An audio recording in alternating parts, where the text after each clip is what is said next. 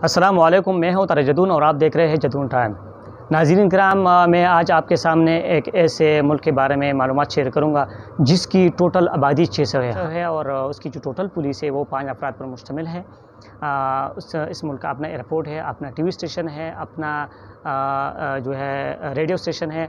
इसके अलावा 3 बड़े बड़े मसाजिद भी है। यहाँ की जो 75% आबादी है वो मुसलमानों पर मुश्तमिल है।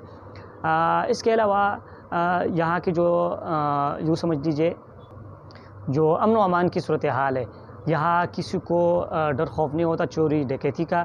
और इस मुल्क का नाम है कोकोस आइलैंड या कीलिंग्स। कोकोस आइलैंड, इन्हें आइलैंड उसको इसलिए कहते हैं कि ये 27 जजीरों पर मुश्तमिल है और कोकोस कोकोनट से निकला है, जिसको हम कहते हैं नारियल, क्योंकि यहाँ पे नारियल की पैदावार बहुत ज़्यादा है, तो इस वजह से उसको कोकोस आइलैंड कहते हैं। कीलिंग उसको इसलिए कहते हैं कि 1609 में विलियम कीलिंग ने उसको इस मुल्क को दरियाफ़्त किया था अंग्रेज़ के ज़माने में।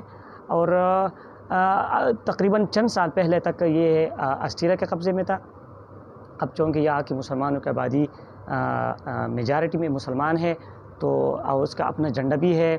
इसके अलावा जैसे कि मैंने कहा कि अपना एयरपोर्ट और रेडियो स्टेशन, टीवी स्टेशन भी है।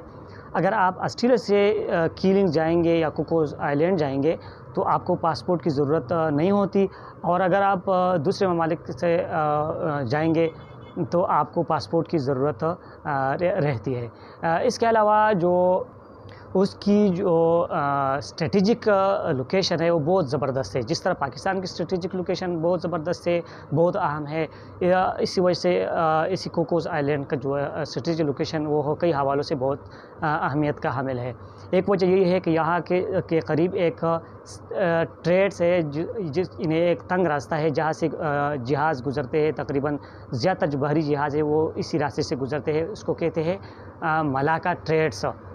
मलाका ट्रेड्स ये बिल्कुल इसके करीब है, और इसलिए ज़्यादातर हिंदुस्तान और अमेरिका और जापानी ममालिक ये चाहते हैं कि इसी स्टेट्स कोको आइलैंड पर कब्ज़ा करें। लेकिन क्योंकि यहाँ पे चीन का असर रसूख बहुत ज़्यादा है, तो चीन न हिंदुस्तान को ऐसा होने देगा, न अमेरिका को, न जापान को।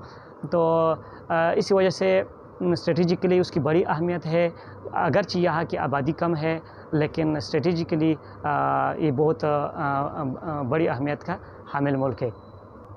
जैसा कि मैंने अपने इंट्रो में कहा कि यहाँ तकरीबन टोटल जो जज़ायर है वो 27 है। 27 में दो पे आबादी है, जबकि बाकी जज़ायर पर कोई आबादी नहीं है यहाँ पे।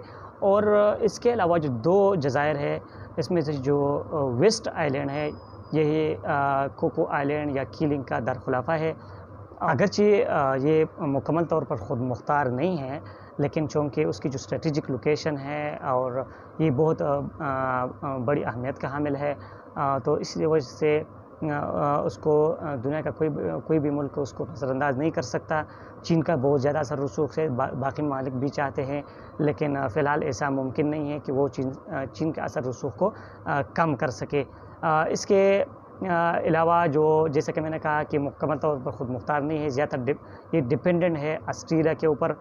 और यहाँ के जो एडमिनिस्ट्रेटर है, जिस तरह मुख्तलिफ़ ममालिक में किसी में मुल्क में चीफ़ एग्जीक्यूटिव सदर होता है, किसी में प्राइम मिनिस्टर होता है, किसी में चांसलर होता है, तो इसी तरह यहाँ पे जो कोकोस आइलैंड है या कीलिंग्स है, उसके जो एडमिनिस्ट्रेटर है वो एक फ़ीमेल है, मिसेस नताशा ग्रेग्स। ये 2017 में मुंतखब हुई थी और ये अभी तक यहाँ का एडमिनिस्ट्रेटर है।